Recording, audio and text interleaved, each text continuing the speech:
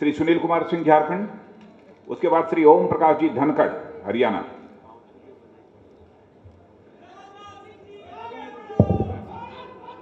माननीय अध्यक्ष जी, सम्मानित मंच और सदन, माननीय अध्यक्ष जी, हम सबों के ध्यान में है कि जो 28 तारीख को बजट आया उसमें यूपीए की सरकार ने 3 क्षेत्रों में विशेष रूप से प्रावधान किए। एक तो गरीबों के लिए, दूसरा यूथ के नाम पर और तीसरा महिलाओं के लिए।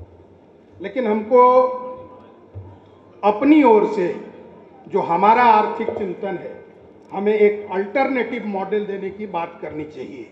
और इसलिए मैंने कहा कि हमको भारतीय जनता पार्टी की तरफ से ये मांग करनी चाहिए कि गरीबी रेखा का निर्धारण फिर से हो और सामाजिक, आर्थिक और उसको संवेदना के साथ जोड़ के उसका निर्धारण करें। मैं ये बातें इसलिए भी कह रहा हूँ कि कल अपनी राष्ट्रीय कार्य समिति में नोबेल पुरस्कार विजेता रिचर्ड स्टिग्लिट्ज की बात हुई थी। हम सबों के ये ध्यान में आना चाहिए कि पिछले दिनों उन्होंने जीडीपी पर अमेरिका और चाइना दोनों का स्टडी कराया, शोध कराया, और उस शोध से ये बातें आई हैं कि आय बढ़ने से व्यक्ति का खुशी नहीं बढ़ता है। और इसलिए आज भूटान का मॉडल जो भारत की संस्कृति से निकला है, पूरे देश में उस पर विचार हो रहा है। फ्रांस, कनाडा और इंग्लैंड के अंदर उसको किसी न किसी रूप से दोहराया जा रहा है। इसलिए एक तो हम गरीबी रेखा के पुनर्निर्धारण के माध्यम से भारतीय आर्थिक मॉडल की नई रूपरेखा प्रस्तुत करें।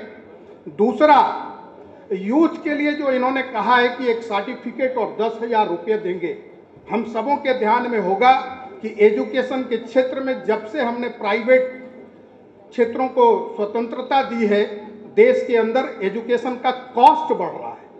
हमारे लगातार मांग करने से जहां किसानों पर भी केंद्र की सरकार 4% इंटरेस्ट पर आई, वहां आज तक एजुकेशन का लोन 12% से ऊपर है।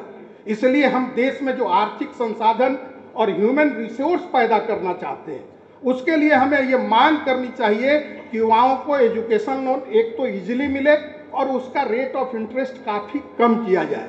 और ये 2 बातें। और तीसरी, मिडिल क्लास के लिए इस बजट में कुछ नहीं कहा गया। हम सबों को पता है कि मिडिल क्लास का एक अपना घर हो ये सपना होता है, लेकिन जिस तरह से ये बातें रियल एस्टेट में गड़बड़ी हो रही है, इसलिए हमको एक रियल एस्टेट रेगुलेटरी अथॉरिटी बनाने की डिमांड करनी चाहिए। ये मेरे सुझाव। धन्यवाद।